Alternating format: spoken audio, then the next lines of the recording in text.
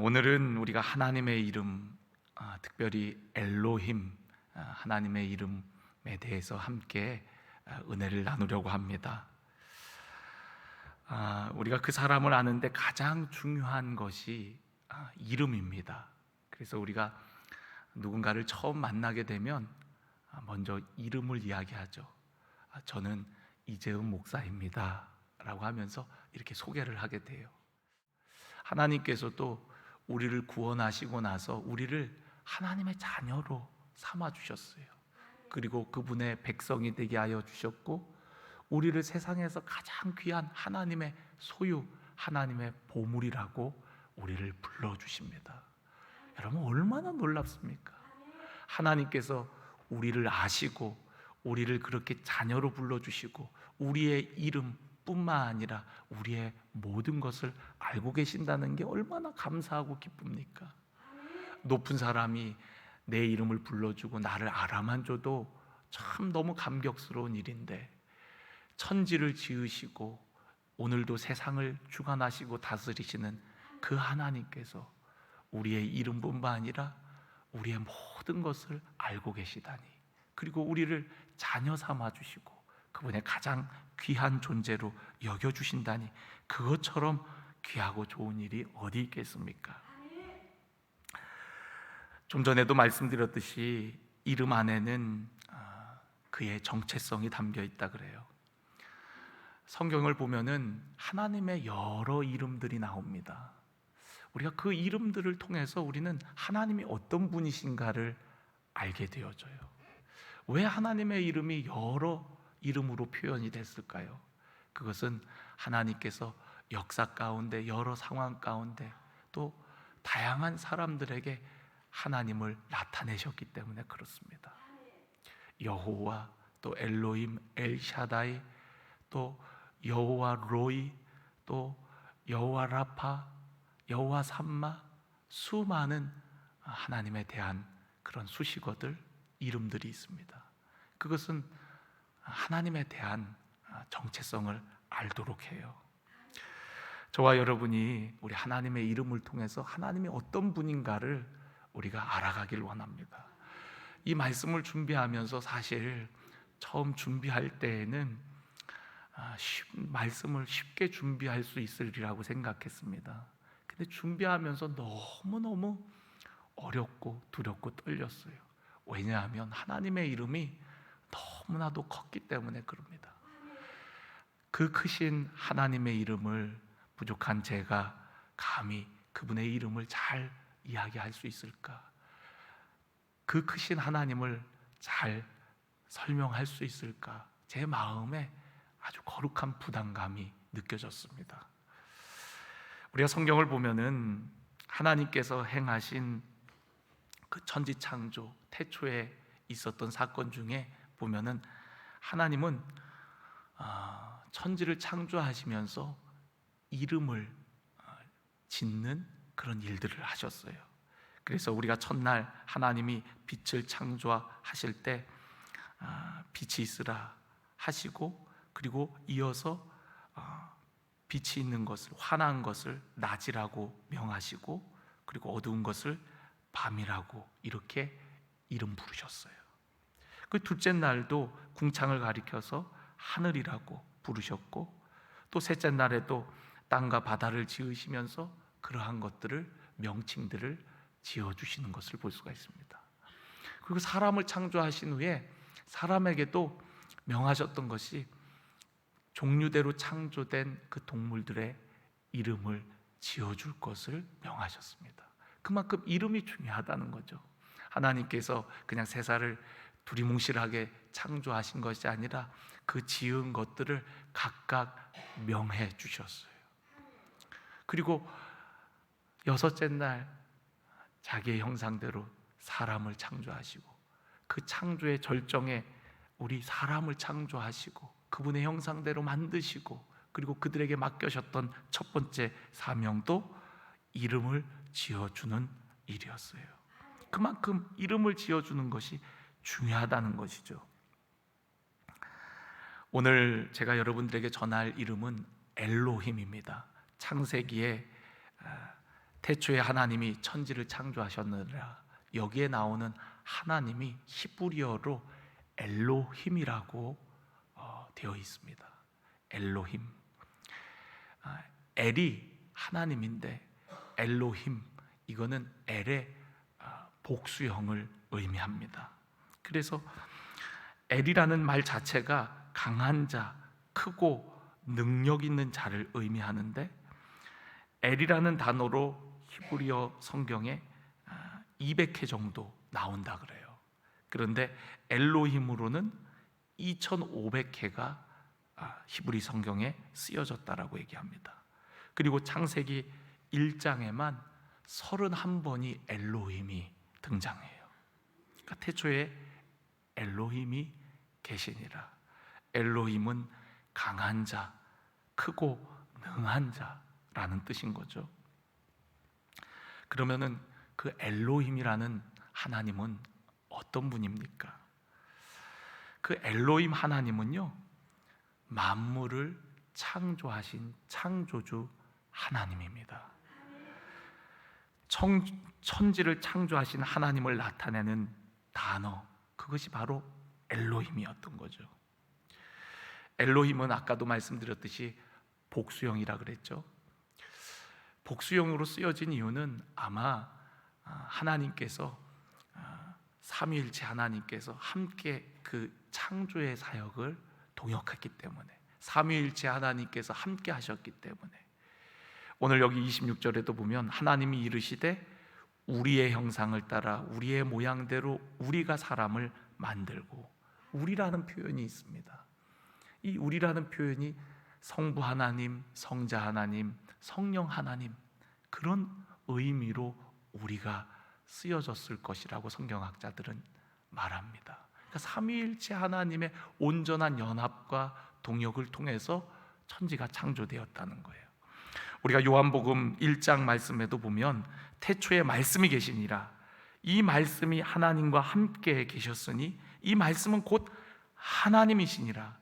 그가 태초에 하나님과 함께 계셨고 만물이 그로 말미암아 지은 바 되었으니 지은 것이 하나도 그가 없이는 된 것이 없느니라. 여러분, 요한복음 1장에서 말하는 그는 바로 성자 예수님을 의미합니다. 그 성자 예수님, 그분이 태초에 하나님과 함께 계셨고 만물이 그로 말미암아 지은 바 되었다는 거예요. 그러니까 천지 창조의 사역에 성자 예수님도 함께 하였다라는 것을 요한복음이 증언하고 있는 것입니다. 그러니까 엘로힘 하나님은 성부, 성자, 성령, 그 삼위일체 하나님을 의미해요.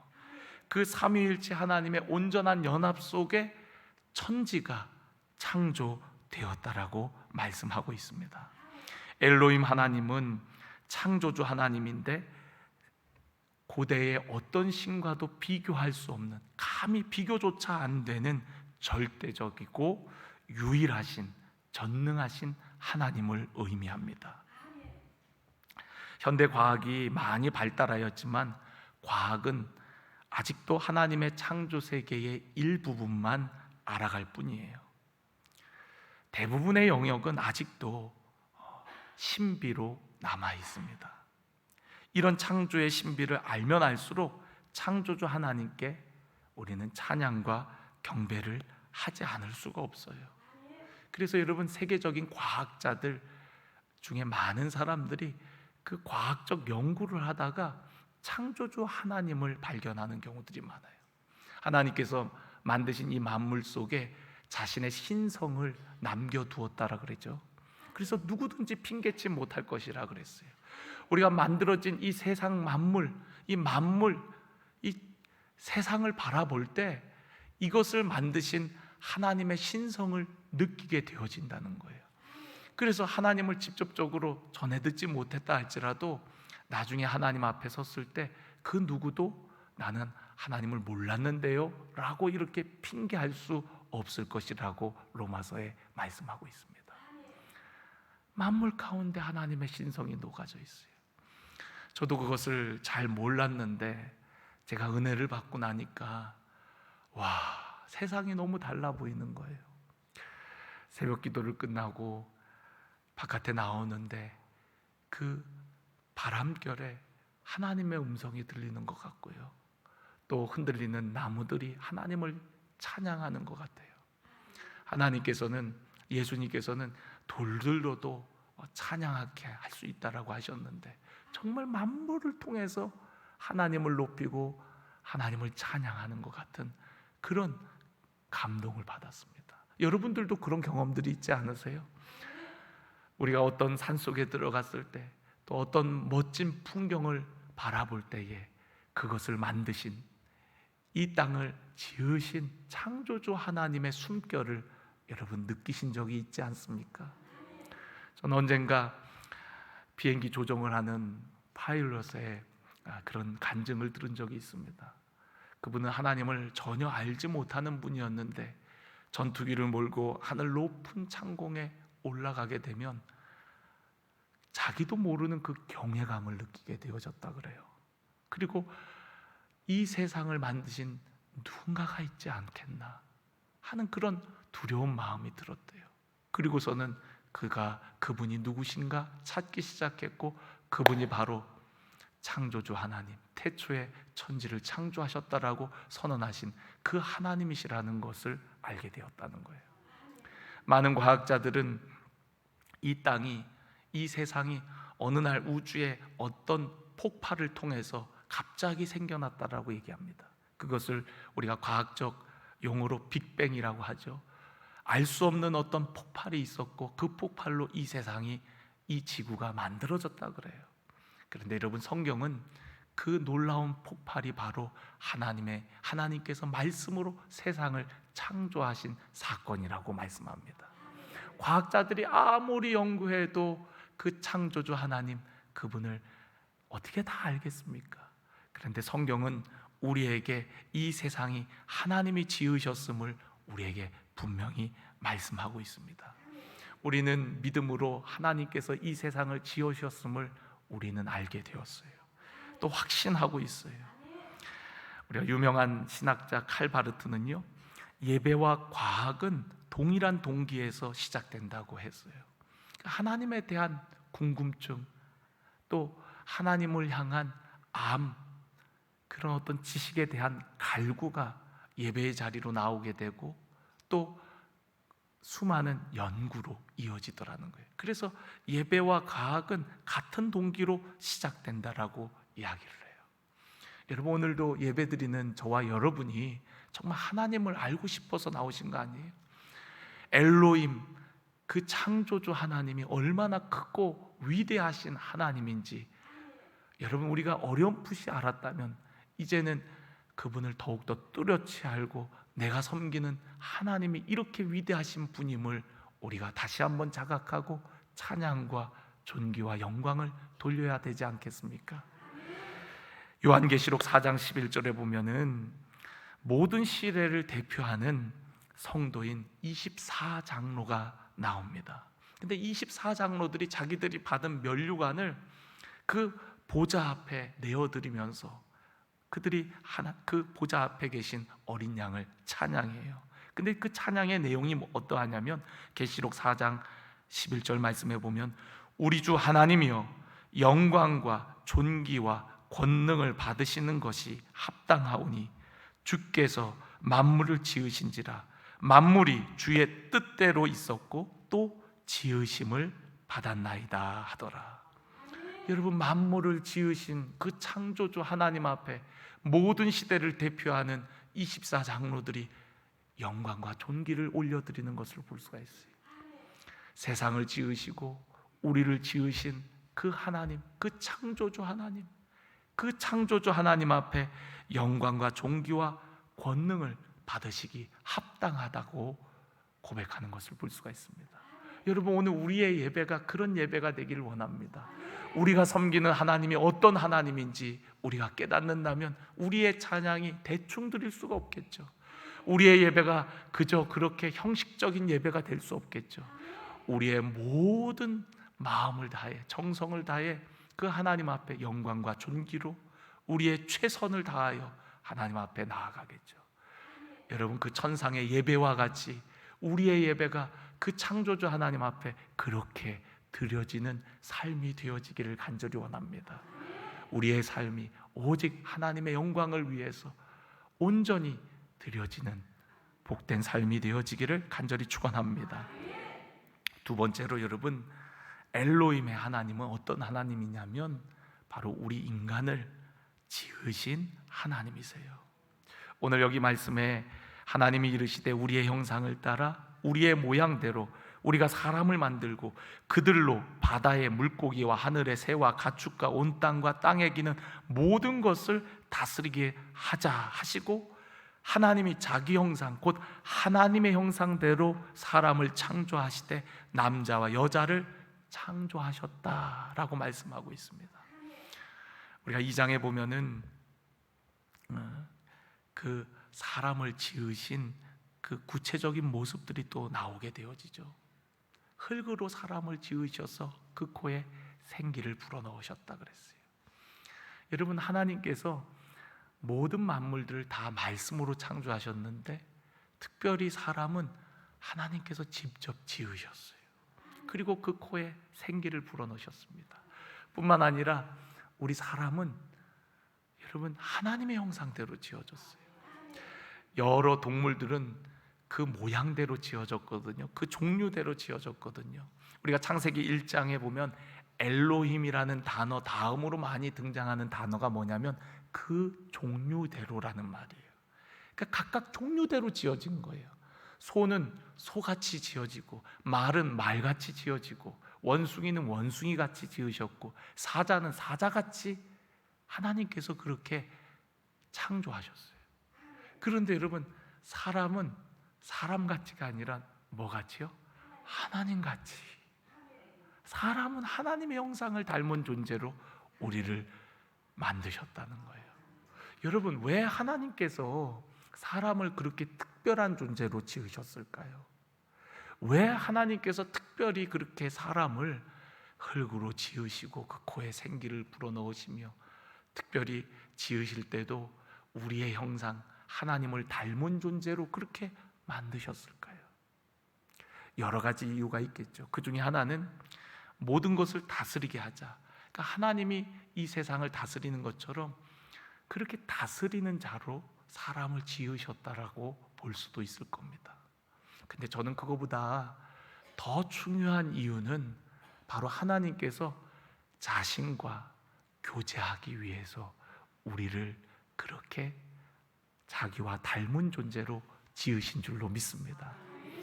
하나님께서는 사람을 지으시고 그 코에 특별한 걸 불어넣으셨어요. 그게 바로 생기입니다. 루하흐, 그죠? 생기를 불어넣으셨어요. 그래서 사람이 생명이 됩니다. 그러니까 사람은 영적인 존재가 됐다는 거예요.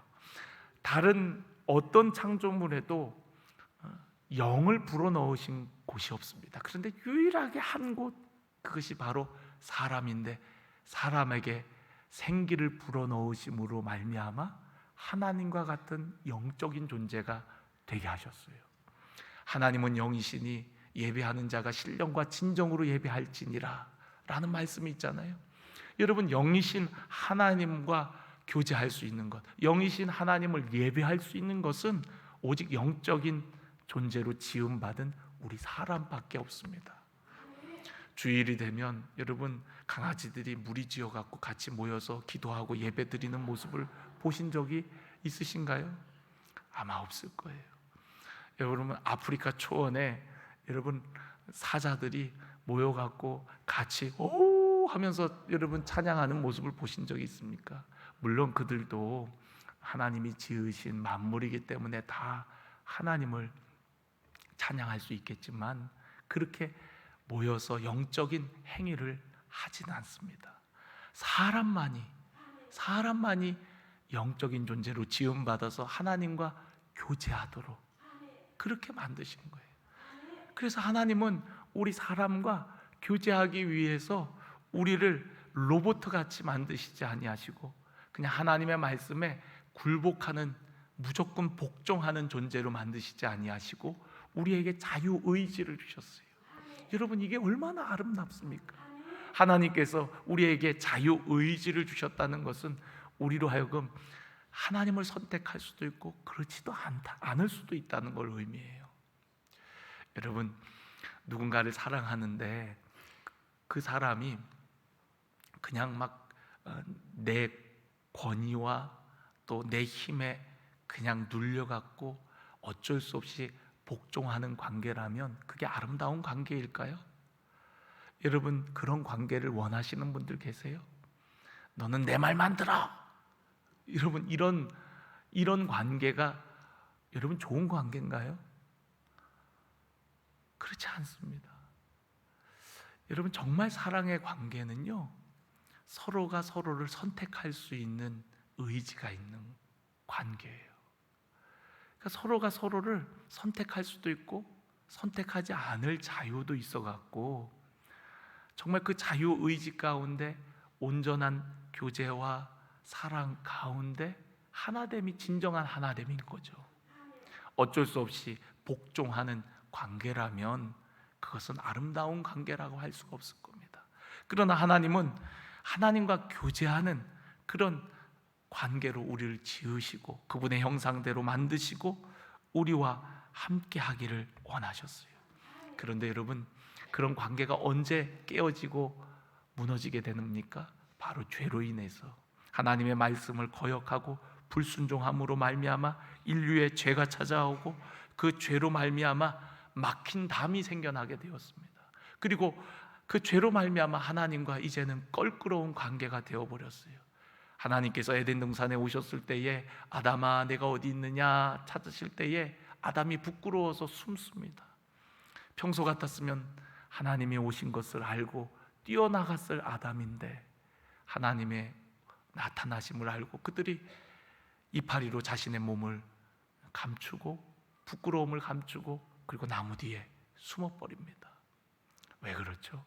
바로 깨어진 관계 때문에, 죄로 말미암아 하나님과 깨어진 관계 때문에 그들과 하나님 사이에 막힌 담이 세워져 버리고 만 거죠. 그것을 우리는 영적인 죽음이라고 얘기합니다. 너가 이것을 따먹을 때는 정령 죽으리라 라고 했는데 따먹고 나서 바로 죽지 않았어요. 그런데 여러분, 정령 죽으리라는 것은 앞으로 우리 육체가 죽게 되어진다는 것을 의미하기도 하지만 그걸 따먹는 날에 하나님과의 영적인 관계가 깨어져서 영적으로 죽는 것을 의미하기도 하는 거예요. 영적으로 우리가 단절된 것을 영적인 죽음이라고 하고 또한 우리의 육체가 이제 죽을 수밖에 없는 존재가 되어버린 거죠. 그런데 그런 우리들을 긍휼히 여기셔서 하나님은 그때부터 구원의 계획을 세우십니다. 여자의 후손이 와서 뱀의 머리를 상하게 할 것이고 우리를 구원해 주실 것이라고 말씀하세요. 그래서 예수 그리스도께서 마리아의 몸을 통해서 이 땅에 오셔서 성령으로 잉태해서 이 땅에 오셔서 그 죄 없으신 예수 그리스도께서 우리를 위하여 죽으심으로 하나님과 원수되었던 우리의 관계를 다시금 회복해 주십니다. 다시금 화목하게 되어서 이제는 우리가 예수 그리스도의 보혈의 공로로 그 은혜의 보좌 앞에, 하나님 보좌 앞에 언제든지 나아갈 수가 있게 되어진 거예요. 하나님께서는 율법을 통해서 1년에 한 번 대제사장을 통해서 그들을 만나주시고 그들과 함께 하셨는데 이제는 예수 그리스도를 통해서 그분께서 영원한 속죄를 이루심으로 말미암아 이제는 소나 양을 잡을 필요 없이 오직 예수 그리스도를 의지함으로 누구든지 하나님 앞에 나오게 되었고 하나님을 아바 아버지라고 부를 수 있을 정도로 이제는 다시 화목한 관계가 되게 하셨습니다. 여러분, 오늘 그 은혜를 기뻐하고 감사하며 하나님과 마음껏 교제하시기를 바랍니다.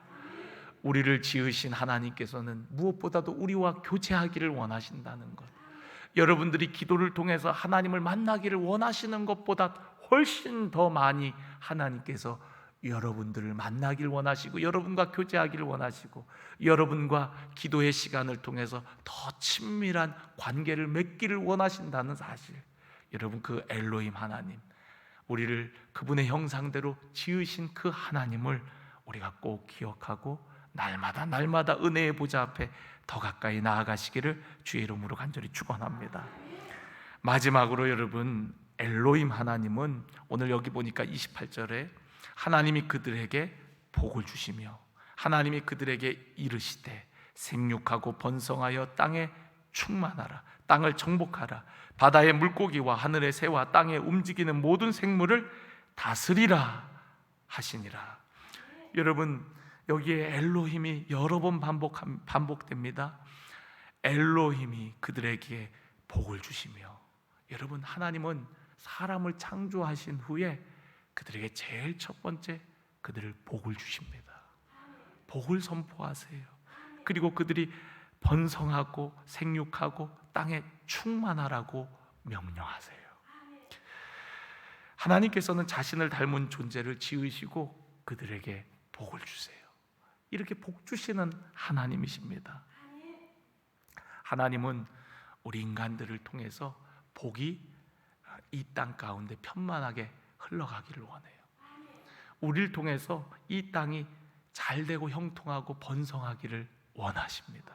그런데 죄악이 들어오고 나서 그 죄로 말미암아 우리는 하나님의 형상을 잃어버리게 되고, 하나님의 형상을 잃어버린 우리들은 자연을 망가뜨리고 관계가 깨어져 버리고 또 수많은 난무하는 죄악들이 세상에 관영하도록 만들어 버리고 말았어요. 그러나 하나님께서 우리를 지으실 때 애초에는 우리를 통해서 세상이 복을 받도록 하시는 것이 하나님의 목적이었습니다. 우리가 아브라함을 부르셨을 때에 아브라함에게 복을 주실 뿐만 아니라 너를 통해 세상의 열방이 복을 받게 하시겠다라고 말씀하세요. 그것이 바로 우리를 처음에 지으신 목적이었습니다.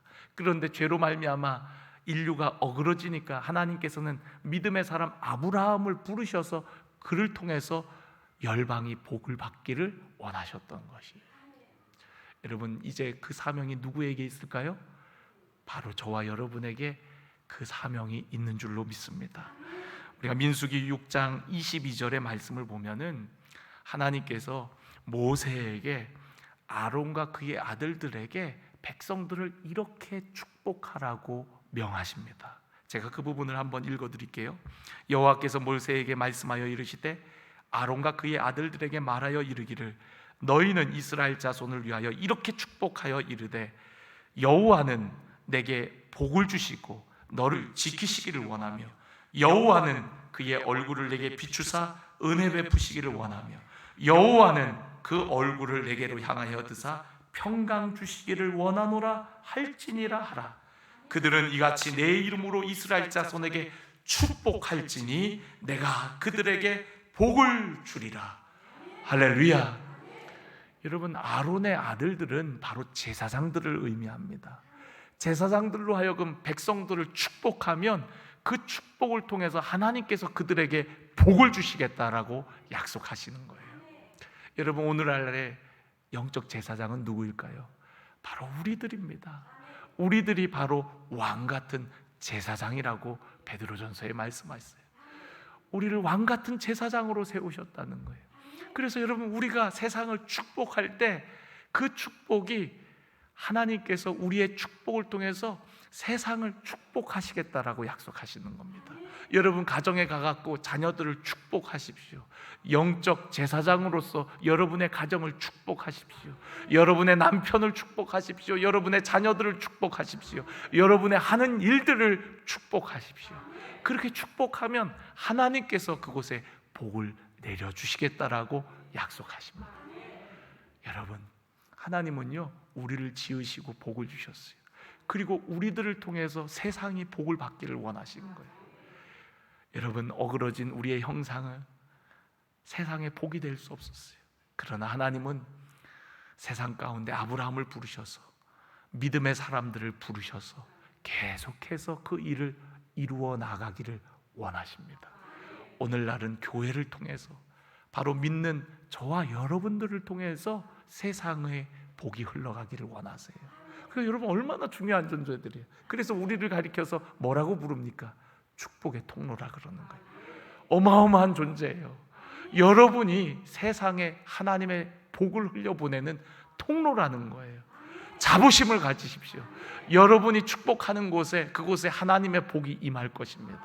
여러분이 손을 들어 기도할 때 그곳에 하나님의 임재가 있을 것입니다. 할렐루야. 그러니까 여러분, 저 북한 땅과 우리나라만 비교를 해봐도 저 북한 땅은 성경을 다 없애고 교회를 다 파괴하고 그리고서 자기들의 힘으로 자기들이 열심히 땀 흘려 갖고 좋은 세상을, 공평한 세상, 사람 사는 세상을 만들 수 있을 거라고 생각했는데 그렇게 되나요? 아닙니다. 하나님이 복을 주셔야 되거든요. 그 땅에 하나님께서 복을 주셔야 되거든요.